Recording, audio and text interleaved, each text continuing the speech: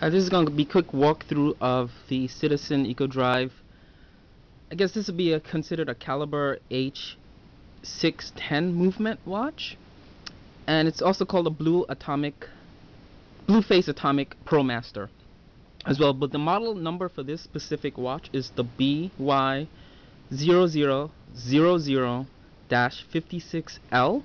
There's also a 56E, which is a black dial faced watch with a white bezel ring inside the silver bezel that's outside there. So I'm just gonna do a quick walkthrough. I got this watch about a month or two ago, and I've been wearing it over the last 2 months, and it has quickly become my favorite watch. I wasn't initially gonna do a video review on this watch because I got this as a backup watch to my Caliber 2100 that I wear every day, my Panda Face Citizen watch, which is a very popular watch that I've had in other video reviews that I've done in the past. And this watch, initially I've always wanted a blue face watch, and the only reason I discovered this watch is because at the time I wanted a watch with a blue dial, and I wanted an EcoDrive watch because I love Citizen's EcoDrive line. They make the best watches, I think, on the planet. I mean, they're not ultra luxury watches, they're not ultra expensive, but for a watch, for what these watches do, the EcoDrive line, it's just solid. I mean, I don't think I'd ever wear another watch outside of the EcoDrive line. Seriously, wear another watch outside of this line that Citizen makes. Even if I could afford a Rolex or a super expensive watch, I think as an everyman kind of basic watch for a man to wear, these are the best watches. So I'm gonna just stop talking right there and continue. This is stainless steel. It's a chronograph watch, and the watch looks complicated when you look at it. There's a lot of details you probably can't see in this video because it might be a little blurry up close. There's a lot of detail in this watch, but this watch basically does three things. The only three things it does: it tells the time. There's also an alarm function. The second thing that it does, it has a chronograph as well as the slide rule bezel, which you see there, it's moving, which is really cool. I had a Nighthawk watch. My Citizen Nighthawk watch had the same slide rule business going on in there. And the third thing that this watch mainly does is the atomic update feature, where it gets a signal from a certain source. In the US, the source is in Fort Collins, Colorado, and it gets the source and it updates automatically on its own during the night between 1 a.m. and 4 a.m. in your time zone, wherever you live. It also has, you can manually update it by pushing just this button here. I'll do that. And you hold the button. This is the lower button, and it's gonna update itself. It's gonna search for a signal and update. So it's really that simple. I've had if you've seen my other videos, I had a Casio ProTrack, where I had a lot of issue with the manual updates in that watch. But here, Citizen made it really easy to do that, and I love that. You could also check the I'm sorry, I started a chronograph, but the chronograph is also as simple as that.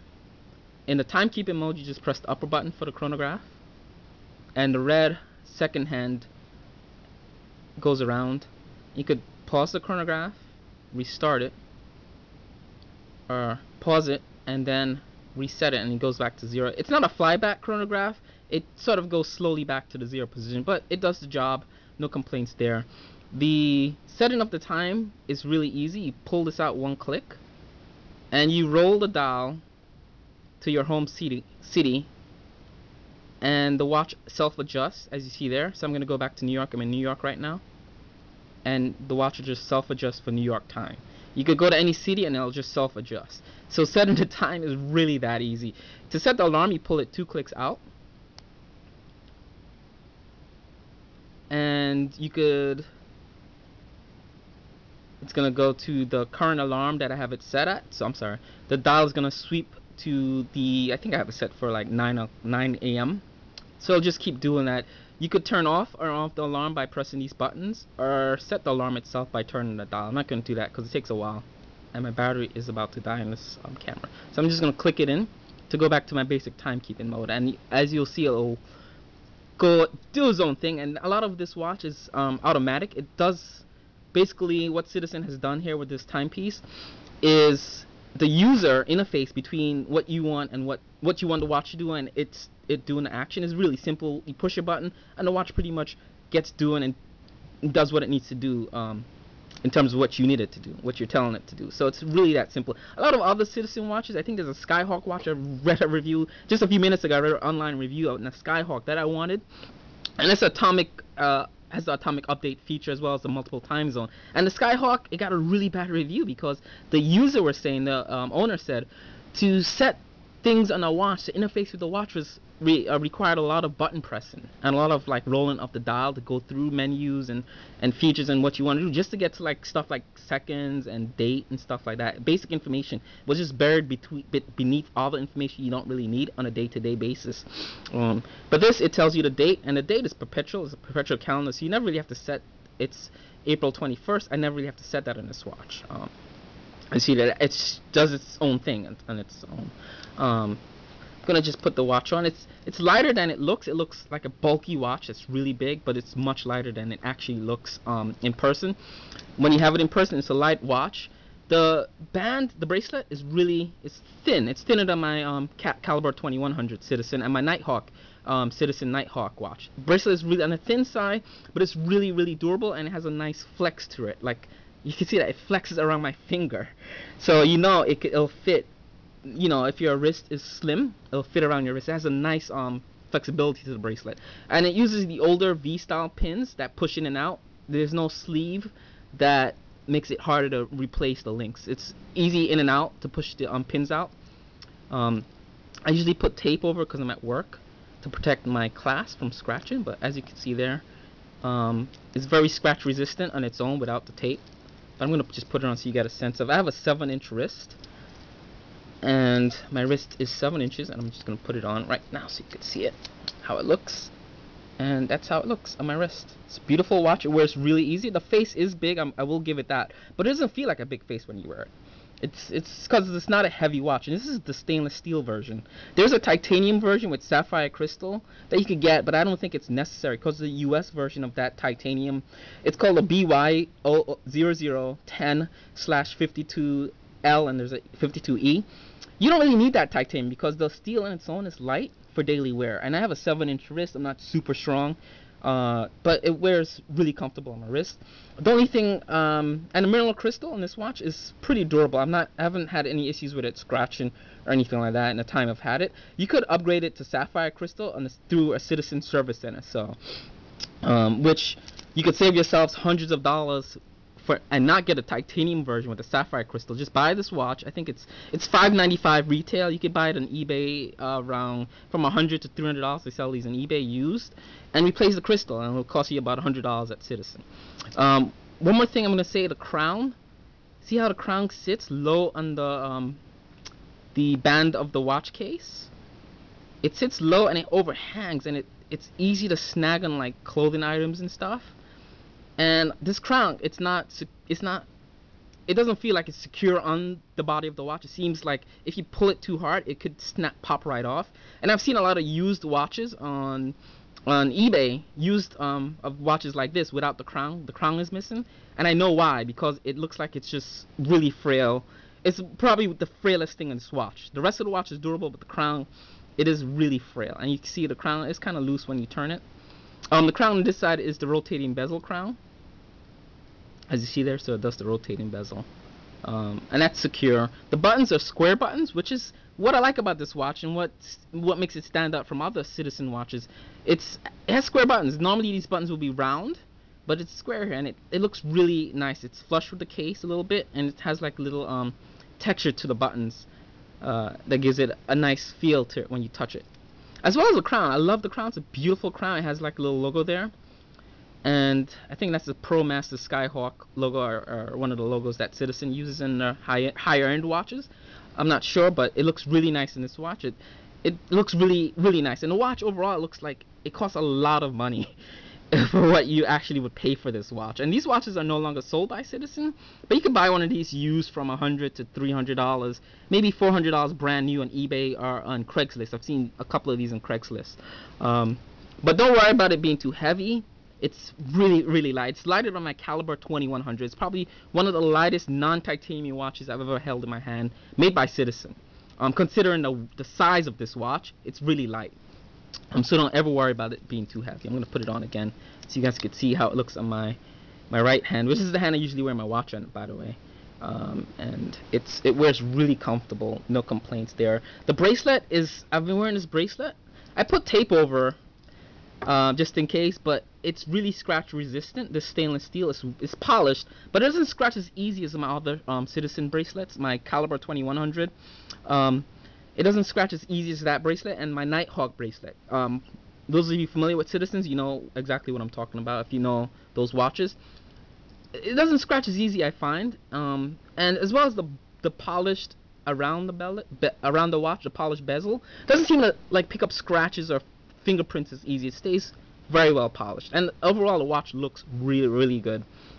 And that's pretty much all I'm gonna say for this watch for now. I might come back and do a longer review. I don't have the box or anything like that.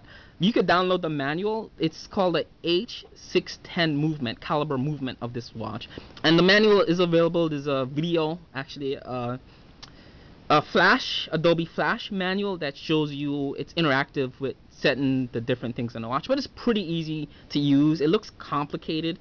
One gripe before I go: this sub dial here at the 2 o'clock position is just the 24-hour clock, or 24-hour mirror of the main time, and I don't think it's necessary. I wish it had a day of the week display right in there, like it tell you Monday, Tuesday, Wednesday, Thursday, Friday, but it tells you the 24-hour kind of version of the main time. So right now it is like 6:35, but it's going to tell me it is what, 1800 hours, I guess, 1835. So that's what that sub dial over there does.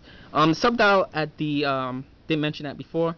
At the 10 o'clock position is the chronograph minute. It records the minutes for the chronograph. And the sub dial down here is just a normal second. The 6 o'clock sub dial is normal seconds for the timekeeping mode, as well as when you put it in the receive, it'll tell you what time zone what receiving zone you're in. Basically, what continent. I'm in zone USA. There's also Europe, China, and Japan. Are the 4 zones for receiving a radio signal, and it tells me that I'm in the US. And you know, you hit that button briefly. It also tells you to charge when you hit the B button.